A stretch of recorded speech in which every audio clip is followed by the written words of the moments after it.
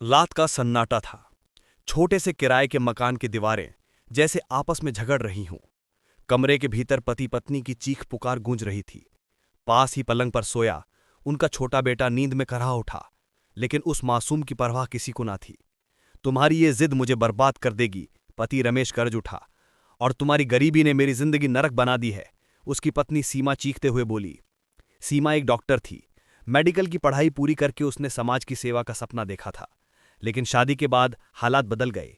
Ramesh private नौकरी करता था जिसकी तनख्वाह इतनी कम थी कि घर चलाना मुश्किल हो जाता। अक्सर खर्चों को लेकर बहस होती और हर बहस तलखियों में बदल जाती। समय के साथ प्यार नफरत में बदल गया। रमेश को लगता है कि सीमा के मन में अहंकार है कि वो डॉक्टर है और ज्यादा कमाती है। सीमा को लगता है कि रमेश उसकी मेहनत की कमाई पर पलना चाहता है। दोनों की सोचें एक दूसरे से टकरा जाती। धीरे धीरे घर का माहौल जहरीला हो गया। बच्चे के सामने झगड़े होना आम हो गया। वो मासूम अक्सर अपने छोटे छोटे हाथों से कान ढक लेता और रोते हुए कहता, पापा मम्मी झगड़ा मत करो। लेकिन उसकी मासूम आवाज दीवारों से टकरा कर रह जाती। एक दिन सीमा का सब्र टूट गया। वो कोर्ट पहुंची और तलाक की अर्जी डाल दी। रमेश ने भी अपनी चोटल ईगो को सहलाने के लिए तलाक के कागजात पर दस्तखत कर दिए। फैसले के दिन जज ने बेटे की कस्टडी रमेश को दे दी। वजह साफ थी, सीमा अपने पेशे में इतनी व्यस्त रहती थी कि बेटे को समय नहीं दे पाएगी। रमेश भले ही गरीब था, लेकिन बच्चे के लिए उसके पास वक्त था। सीमा ने कोर्ट से निकलते समय रमेश की आंखों में देखा। कुछ कहना चाहती थी, लेकिन होठ सिले रह गए। रमेश ने भी अपनी ठंडी निगाहों से उसे देखा और बच्चा गोद में लेकर बाहर निकल गया। उस दिन से घर बिखर गया। बेटा मां से दूर हो गया। रमेश अकेला पिता बनकर बेटे की परवरिश करने लगा। वो दिन रात मेहनत करता, लेकिन कमाई इतनी कम थी कि पेट भरना भी मुश्किल हो जाता। कई बार तो पिता खुद भूखा रहकर बेटे को खाना खिलाता। बच्चा मां की गोद के लिए तरसता और मां अपनी आंखों में छुपे आंसुओं को मरीजों के सामने मुस्कान से ढक लेती। ये टूटा हुआ घर अब आने वाले समय में और बड़े तूफान का सामना करने वाला था। तलाक के बाद कई महीने बीत गए। रमेश अपने बेटे आरव के साथ जैसे तैसे जिंदगी काट रहा था। उसकी नौकरी छोटी थी। कभी किसी दुकान पर अकाउंट्स का हिसाब करता, कभी गोदाम में बोरियां ढोता। जो भी काम मिलता वो कर लेता, क्योंकि उसे सिर्फ अपने बेटे का पेट भरना था। आरव मासूम और चंचल बच्चा था, लेकिन मां से जुदाई ने उसके दिल में गहरी खाली जगह छोड़ दी थी। कई रातें वो अपने पिता से पूछता, पापा मम्मी कब आएंगी, वो मुझे स्कूल क्यों नहीं छोड़ती अब। रमेश गहरी सांस लेकर बस यही कह पाता, बेटा मम्मी बहुत व्यस्त है, डॉक्टर है ना, लोगों की जान बचाती है। आरव मासूमियत से मुस्कुराता, लेकिन उसके दिल में मां की याद और गहरी होती जाती। अचानक बीमारी का हमला। एक दिन आरव खेलते खेलते अचानक गिर पड़ा। उसका शरीर बुखार से तपने लगा। रमेश घबरा गया और पास की क्लिनिक ले गया। डॉक्टर ने जांच की और बोला, ये कोई सामान्य बुखार नहीं है, तुरंत बड़े अस्पताल में दिखाइए, शायद खून की बीमारी है। रमेश के पैरों तले जमीन खिसक गई। खून की बीमारी का मतलब था महंगा इलाज, लंबे समय तक दवाइयां और अस्पताल का खर्च। उसकी तनख्वाह तो मुश्किल से घर का किराया और 2 वक्त का खाना पूरा करती थी। अब बेटे की जान बचाने के लिए क्या करे। पैसे का संघर्ष। रमेश ने रिश्तेदारों से मदद मांगी, लेकिन किसी ने साफ मना कर दिया। भाई हमारे अपने खर्चे हैं, इतना महंगा इलाज हम कैसे करा सकते हैं। दोस्तों ने भी दूरी बना ली। समाज में जब इंसान गरीब होता है तो उसके दुख की कीमत कोई नहीं समझता। रमेश दिन रात परेशान रहने लगा। बेटे की हालत बिगड़ती जा रही थी। कई बार वो रात को रोते रोते बेटे के पास बैठ जाता और उसके माथे पर ठंडे पानी की पट्टी रखता। आरव की आंखों में आंसू होते और वो धीरे से कहता, पापा मैं ठीक हो जाऊंगा ना। रमेश कांपती आवाज में जवाब देता, हाँ बेटा तू बिल्कुल ठीक हो जाएगा, तेरे पापा तुझे कुछ होने नहीं देंगे। लेकिन अंदर से उसे पता था कि बिना पैसों के इलाज नामुमकिन है। आखिरकार जब सारे दरवाजे बंद हो गए तो रमेश ने वो किया जिसकी कभी कल्पना भी नहीं की थी। वो बेटे को गोद में लेकर मंदिर के बाहर बैठ गया और हाथ फैलाकर लोगों से कहने लगा, मेरा बेटा बीमार है, उसका इलाज कराना है, कोई मदद कर दो। लोग रुकते, कुछ सिक्के डालते, कुछ नोट देते और आगे बढ़ जाते।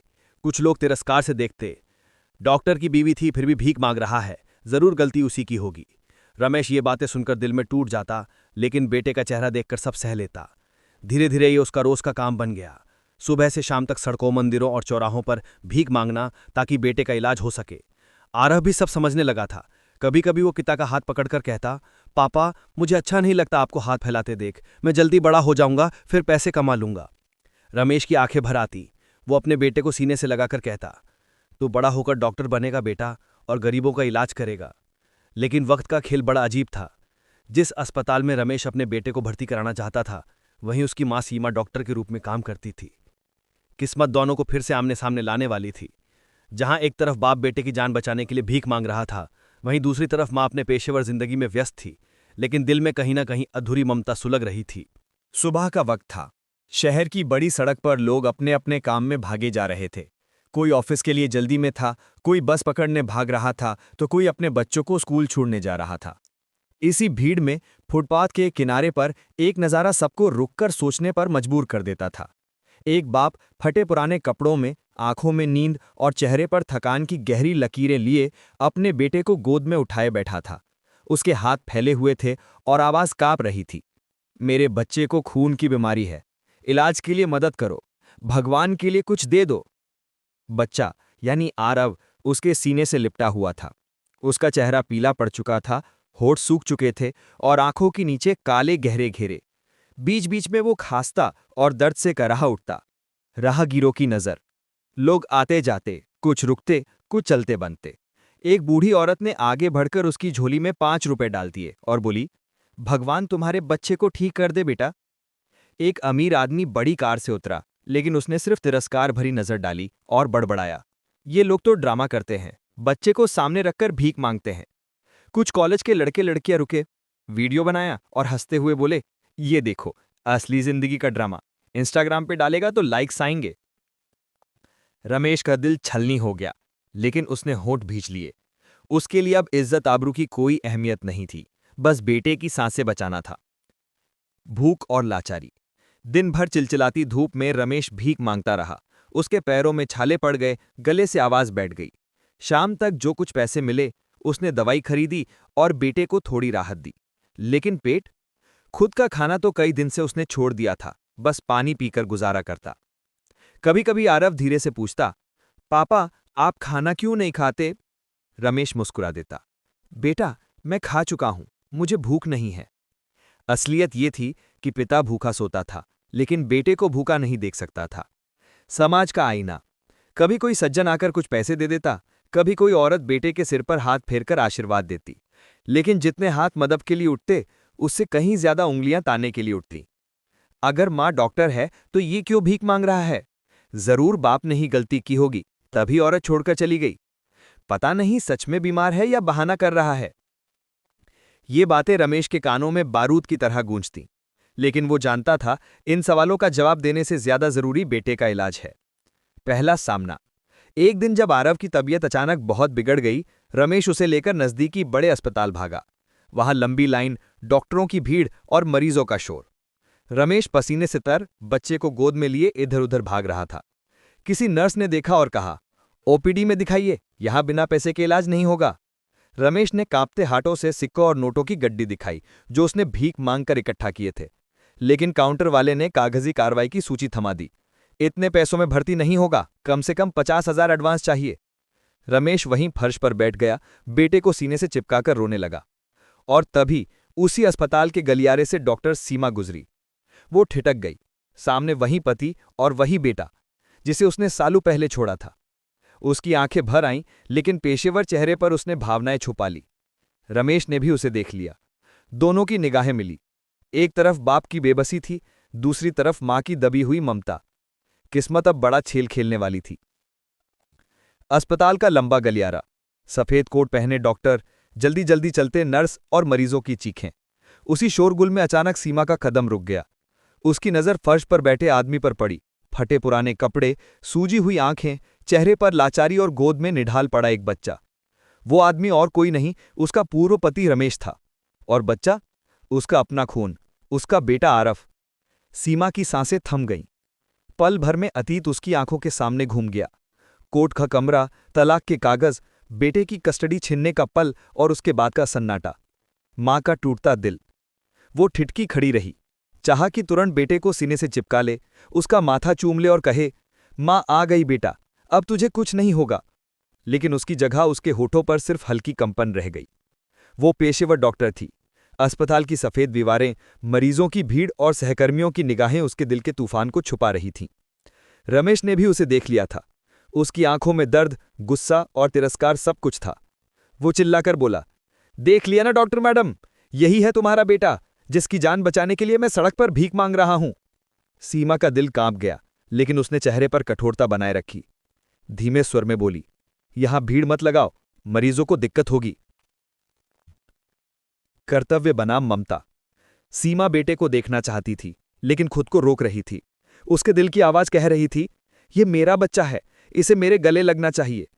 लेकिन दिमाग कह रहा था, तुम तलाकशुदा हो, बेटे की कस्टडी तुम्हारे पास नहीं है, अब ये तुम्हारी जिम्मेदारी नहीं।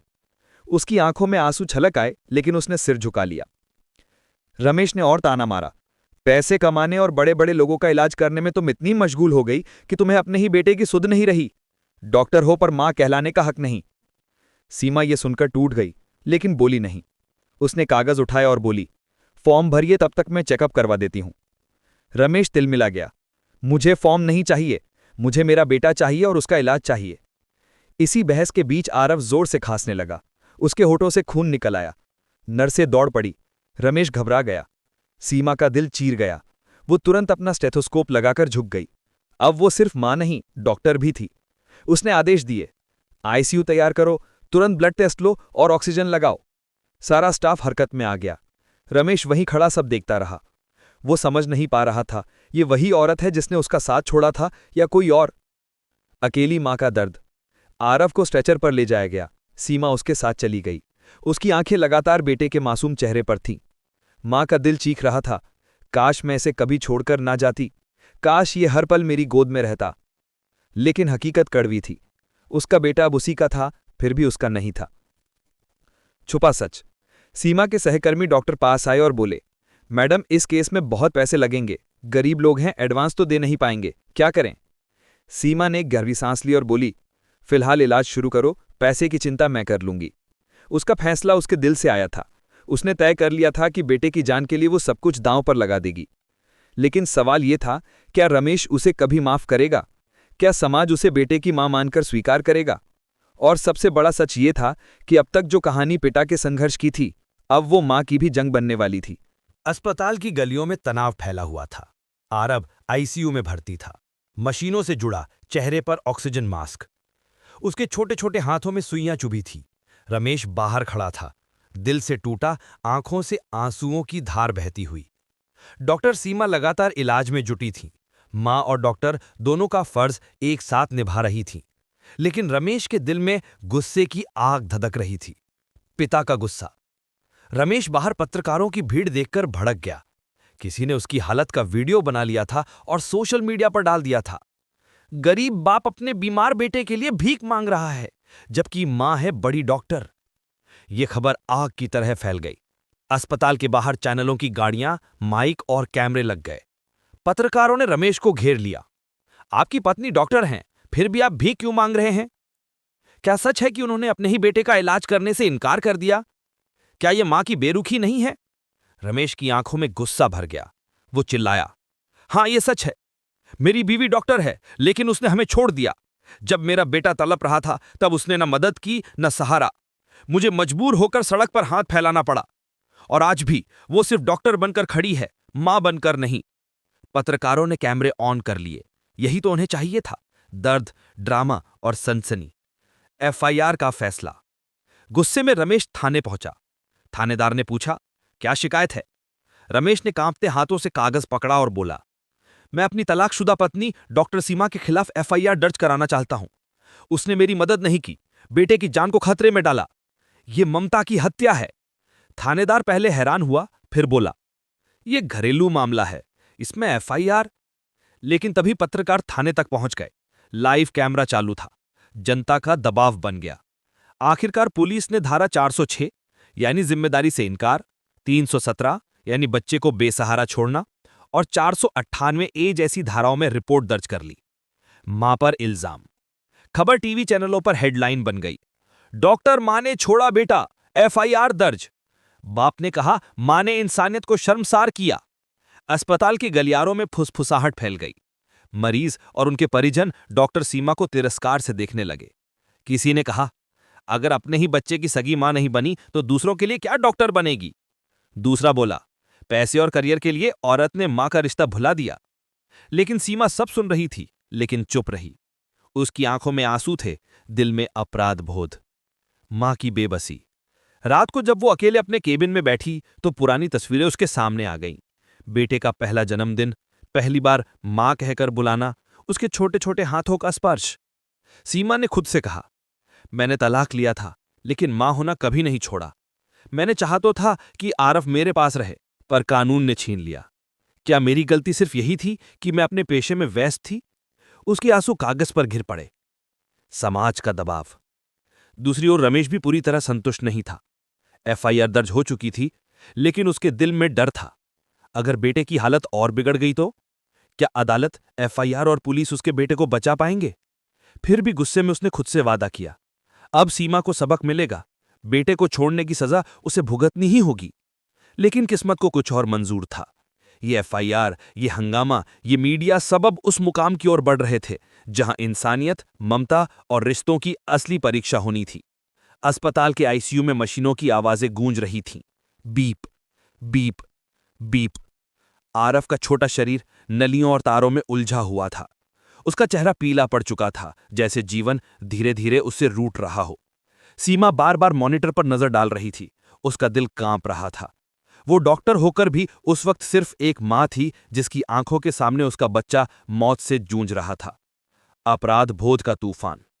पिछले कई दिनों की घटनाएं, एफआईआर, मीडिया का शोर, समाज की बातें सब उसके कानों में गूंज रही थी। डॉक्टर होकर भी मां नहीं बनी, अपने ही बच्चे को बेसहारा छोड़ दिया। ये ताने उसे भीतर से तोड़ रहे थे। उसने आईने में खुद को देखा। क्या सच में मैं मां कहलाने लायक नहीं रही? आंखों से आंसू बह निकले। उसने फैसला किया, न कानून, न समाज, न एफआईआर। मेरे बेटे की जान सबसे ज्यादा कीमती है। अब चाहे जो हो जाए, मैं अपने बेटे को बचाकर रहूंगी। सब कुछ दांव पर। आरफ के इलाज के लिए लाखों रुपए चाहिए थे। रमेश ने जितना हो सका भीख मांगकर लाया, लेकिन वो समुद्र में बूंद के बराबर था। सीमा ने बिना देर किए अस्पताल प्रशासन से कहा, जो भी खर्च होगा मैं अपनी सैलरी से भरूंगी। अगर कम पड़े तो मेरी ज्वेलरी बेच दो, मेरी प्रॉपर्टी गिरवी रख दो, लेकिन इलाज रुके नहीं। सहकर्मी डॉक्टर हैरान थे। किसी ने पूछा, मैडम क्या इतना रिस्क लेना सही है? अगर केस हार गई तो? सीमा ने दृढ़ स्वर में कहा, यह केस नहीं, ये मेरी जिंदगी है, ये मेरा बेटा है। रमेश और सीमा आमने सामने। रमेश आईसीयू के बाहर खड़ा था। उसने देखा कि सीमा दौड़ती भागती डॉक्टरों के साथ हर रिपोर्ट पर साइन कर रही है, हर दवा का इंतजाम कर रही है, हर पल बेटे के सिरहाने खड़ी है। रमेश की आंखों में संदेह था। वो आगे बढ़ा और कड़वाहट से बोला, अब यह दिखावा क्यों? जब जरूरत थी तब साथ नहीं दी। आज एफआईआर और मीडिया के डर से मां बन रही हो। सीमा ने आंसू पोंछते हुए सीधे उसकी आंखों में देखा और कहा, तुम मानो या ना मानो रमेश, पर मैं हमेशा मां थी, हूं और रहूंगी। मेरी गलती थी कि मैं वक्त नहीं दे पाई, लेकिन अपने बेटे की जान पर कभी सौदा नहीं करूंगी। एफआईआर वापस लो या मत लो, मुझे परवाह नहीं। मुझे सिर्फ आरफ चाहिए। उसकी आवाज में ऐसी सच्चाई थी कि रमेश कुछ पल के लिए खामोश हो गया। मौत से जंग। अगले 24 घंटे सबसे कठिन थे। आरफ की हालत बार बार बिगड़ रही थी। ब्लड ट्रांसफ्यूजन हुआ, कई इंजेक्शन लगे और डॉक्टरों ने पूरा जोर लगा दिया। सीमा रात भर बेटे के सिरहाने बैठी रही। हर बार जब मशीन की बीप धीमी होती, उसका दिल थम जाता। वो बेटे का हाथ पकड़कर फुसफुसाती, बेटा, मां यहां है, तू अकेला नहीं है, उठ जा, तेरी मां तुझे पुकार रही है। सुबह की पहली किरण के साथ चमत्कार हुआ। आरफ की सांसें स्थिर होने लगी। मशीन पर लाइनों ने सामान्य गति पकड़ी। डॉक्टर ने राहत की सांस ली और बोला, अब खतरा टल गया है। सीमा ने बेटे का माथा चूमा और फूट फूट कर रो पड़ी। इंसानियत की मिसाल। यह खबर बाहर पहुंची तो मीडिया भी चौंक गया। हेडलाइन बदल गई। डॉक्टर मां ने बेटे को मौत के मुंह से खींच बाहर निकाला। जिस औरत पर एफआईआर हुई थी वही बनी बेटे की मसीहा। लोगों की सोच बदलने लगी। जो कल तक सीमा को दोषी कह रहे थे, वही आज उसकी इंसानियत और ममता की मिसाल दे रहे थे। पिता का पिघलता दिल। रमेश ने यह सब अपनी आंखों से देखा। वो धीरे धीरे सीमा के पास आया। उसकी आवाज भरा गई, शायद मैंने तुम्हें गलत समझा। तुम सच में मां हो। मैं गुस्से में एफआईआर तक चला गया, पर आज देख रहा हूं, अगर तुम ना होती तो शायद मेरा बेटा। सीमा ने रोका और बोली, गुजरा हुआ वक्त हमें जोड़ नहीं सकता रमेश, लेकिन हमारा बेटा हमें जोड़ सकता है। चाहे रिश्ते टूट जाए, पर इंसानियत और ममता कभी नहीं टूटनी चाहिए। रमेश की आंखें भर आईं। उसने पहली बार सीमा की ओर नरमी से देखा। आरव नींद में मुस्कुरा रहा था। बाप और मां उसके सिरहाने खड़े थे। दोनों की आंखों में आंसू, लेकिन दिल में सुकून। उस दिन इंसानियत जीत गई, ममता जीत गई, और एक टूटा हुआ घर कम से कम बेटे की जिंदगी बचाने के लिए फिर से एकजुट हो गया। अस्पताल की खिड़की से आती हल्की धूप ने माहौल को बदल दिया था। आरव की सांसें अब स्थिर थीं, उसके चेहरे पर मासूम मुस्कान लौट आई थी। सीमा उसके सिरहाने बैठी थी और बार बार उसका माथा चूम रही थी। रमेश थोड़ी दूरी पर यह सब देख रहा था। उसके भीतर भावनाओं का तूफान चल रहा था, गुस्सा, पश्चाताप, अपराधबोध और साथ ही गर्व। कानून बनाम रिश्ते। एफआईआर का केस अभी अदालत में लंबित था। वकील बार बार कॉल कर रहा था कि अगली सुनवाई की तैयारी करे, लेकिन उस पल रमेश को एहसास हुआ कि कानून रिश्तों को नहीं जोड़ सकता। अदालत फैसले देती है, पर दिल का फैसला इंसानियत करती है। उसने सीमा की तरफ देखा और धीरे से कहा, सीमा, एफआईआर में वापस ले लूंगा। जो हुआ वो गुस्से और हालात का नतीजा था। हमारे बीच रिश्ते भले ना बचे हों, पर आरव को हमें मिलकर बचाना है। सीमा की आंखों से आंसू बह निकले। उसने धीमे से जवाब दिया, रिश्ते टूट सकते हैं, पर जिम्मेदारियां नहीं। बेटा हम दोनों का है और उसकी दुनिया भी हम दोनों से जुड़ी है। समाज का आईना। मीडिया, पड़ोसी और रिश्तेदार सभी इस कहानी को अपने अपने नजरिए से देख रहे थे। किसी ने कहा, देखो मां की ममता ने जीत हासिल की। किसी ने कहा, पिता का संघर्ष रंग लाया। लेकिन असलियत यह थी कि अगर पिता ने अपने बेटे के लिए भीख मांगने की हिम्मत न दिखाई होती और मां ने डॉक्टर होते हुए सब कुछ दांव पर न लगाया होता, तो आरव बच ना पाता। यह कहानी समाज के लिए आईना बन गई। लोग समझ गए कि टूटे हुए रिश्तों में भी अगर इंसानियत जिंदा रहे तो में चमत्कार हो सकते हैं। आरव की मासूमियत। कुछ दिनों बाद आरव ठीक होकर घर आने लगा। उसने अपने मासूम लहजे में पूछा, पापा, मां मेरे साथ रहेंगी ना? आप दोनों फिर कभी झगड़ा तो नहीं करोगे? दोनों एक दूसरे को देखने लगे। शायद उनके पास इस सवाल का कोई पक्का जवाब नहीं था, पर उन्होंने मुस्कुराकर आरव को गोद में उठा लिया और कहा, हम दोनों हमेशा तेरे साथ रहेंगे। आरव खिलखिलाकर हंस पड़ा। उसकी हंसी में वो सुकून था जो किसी भी टूटे दिल को जोड़ सकता है। सीख। ये कहानी हमें सिखाती है कि माँ बाप का रिश्ता टूट सकता है, पर माँ बाप और बच्चे का रिश्ता कभी नहीं टूटता। कानून और समाज के फैसले महत्वपूर्ण होते हैं, पर दिल से निकला फैसला इंसानियत की जीत लाता है। जब स्वार्थ, अहंकार और गुस्से की जगह प्यार और जिम्मेदारी ले लें, तब हर घर में खुशियां लौट सकती हैं। अंतिम दृश्य। रमेश और सीमा अपने बेटे के साथ अस्पताल से बाहर निकले। भीड़ ने तालियां बजाईं, मीडिया ने कैमरे उठाए, लेकिन दोनों ने सिर्फ अपने बेटे को देखा। आरव ने दोनों का हाथ पकड़ लिया, एक हाथ पापा का, दूसरा हाथ मां का। दोनों साथ में चल पड़े। शायद जिंदगी का रास्ता अब भी कठिन था, पर उस दिन यह तय हो गया था कि इंसानियत और ममता से बड़ी कोई ताकत नहीं है।